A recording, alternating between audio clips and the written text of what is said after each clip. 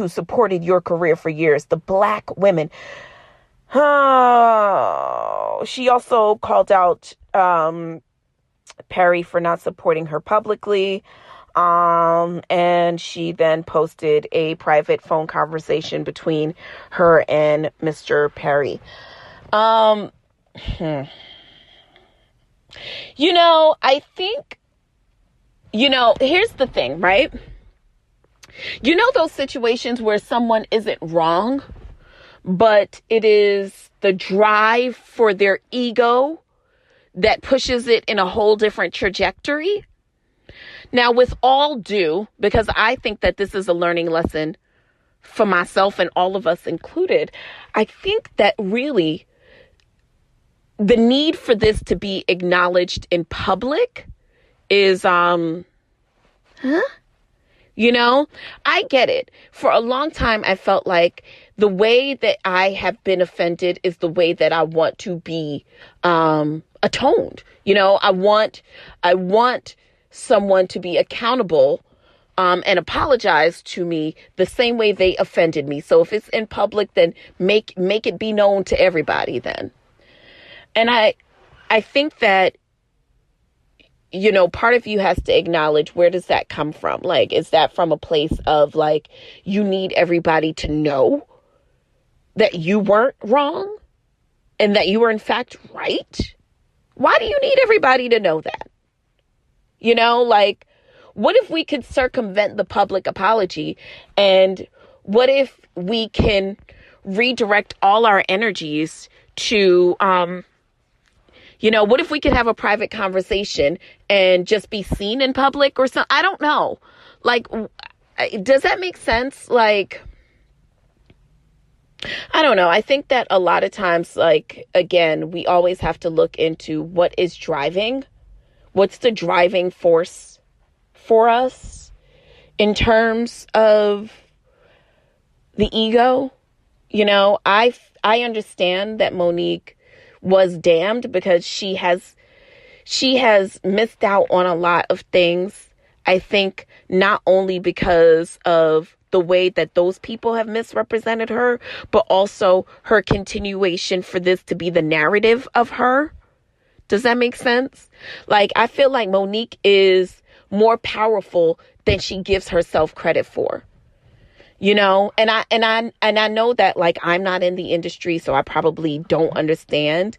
But I think that it's a learning lesson for all of us. How much power are we giving a situation?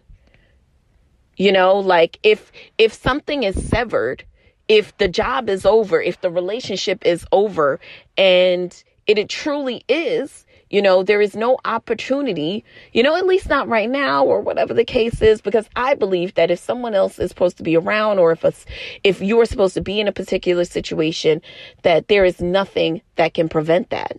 Not even your own malbehavior. You know what I mean? I think it's just what is. So, just wherever you want to direct your energies is where life will follow. And I think that Monique is, like many of us, capable without and I don't know, but I would support Monique if she put a project out that's dope. Even if it's not backed by Tyler Perry or Lionsgate or Oprah. Even if it's not. If she do something, and it's dope, I'm a support. I'm a support off the strength that I may support even more because she's not being backed by those people. Because I feel like that's where we are as a people right now. I want to see people who, through all circumstances, it seems impossible, but nothing is impossible unto God. So to me, to see her trajectory go past without the help of these people, to me, is a better story. Don't give them power by saying that they need to, check you. I didn't end up needing the okie doke or the layup from this particular person for me to look at my W-2 from last year and to be where I am now. I didn't need him. I just needed myself to get in alignment with what was possible for me and for me to get in alignment with God. That's it. That's all I needed. That's all I needed. I didn't need anything else. I didn't need this particular man to give me a job somewhere. I didn't need that. I didn't need the okey doke. And listen, let it be a lesson to all of us that, you just need to get in alignment with what it is that you want and get in alignment with what is above you. Visualize it, you can manifest it, and you can live in this world where everything that you believe is possible for your life is in fact possible.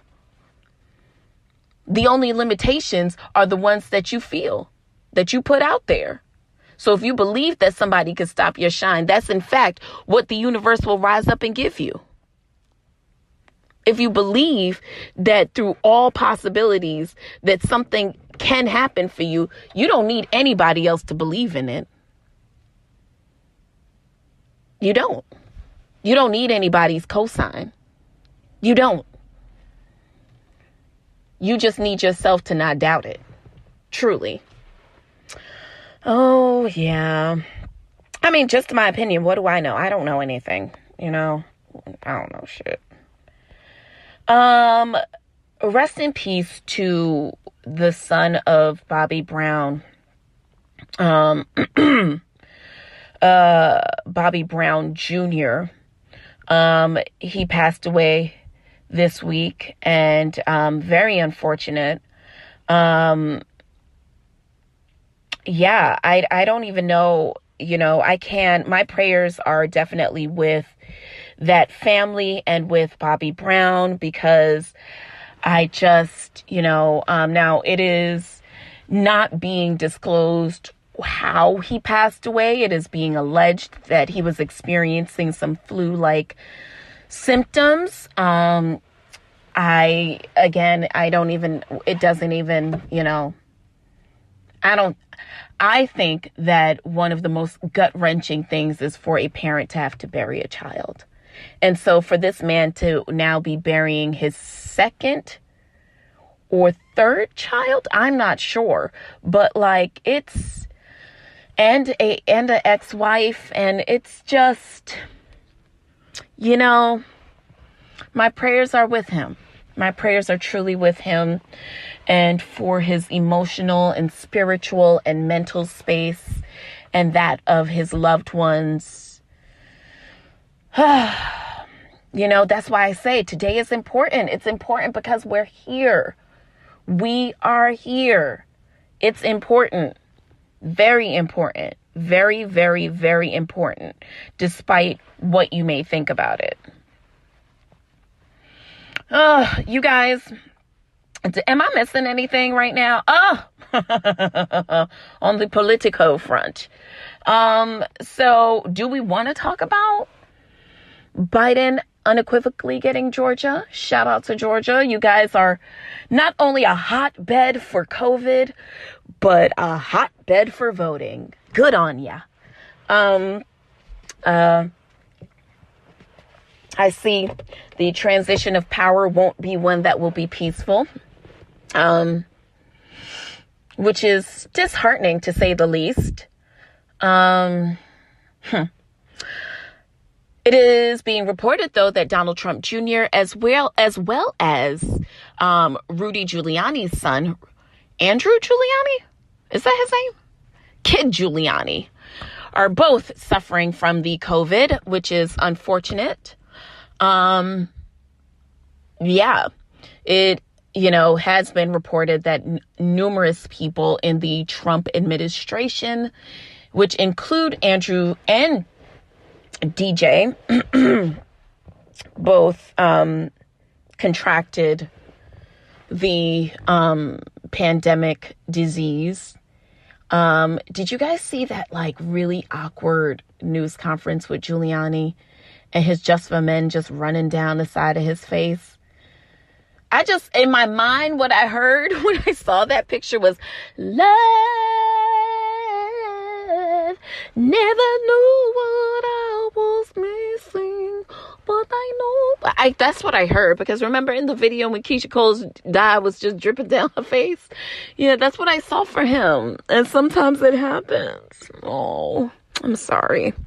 But though, it's saying that the COVID cases are going up around the country. We are already starting to see restrictions happening in the New York City area, as well as the tri-state area. So, what are you guys doing for Thanksgiving? Are you guys having Thanksgiving this year or no? You guys not doing it? I don't know. I'm pretty sure that my family will do Thanksgiving, however, I don't think that it'll be as, probably as festive as it normally is in terms of the groundswell of people and food, but, we'll see what happens. Ladies, can I ask y'all a question? Yeah. So when y'all are doing this wig stuff and you are like taping this shit down to your foreheads, like, what do you guys do with all this product? Christ Jesus. Like, it is everywhere. I hate it. Am I using too much? Is that what it is? Oh, well, that's all you had to tell me. Shit. Okay. All right. Let's take a break. We're going to come back. We're going to set the table. Yeah. Let's take a break. And we are back. So every week, you know how we do. Okay. We set the table. This week is no different. But instead of setting the table for what we normally do, talk about something and give ourselves a goal or, whatever, I wanted to bring another idea to the table this week. Oh, well, don't be taken aback. Yes. I put that thing down and I flipped it and I reversed it. And so, what do y'all think? I saw a very interesting question on the Shade Room, which was, why, first of all, divorce rates are up, naturally. Why do you think that we are divorcing at a higher rate than our grandparents? Right?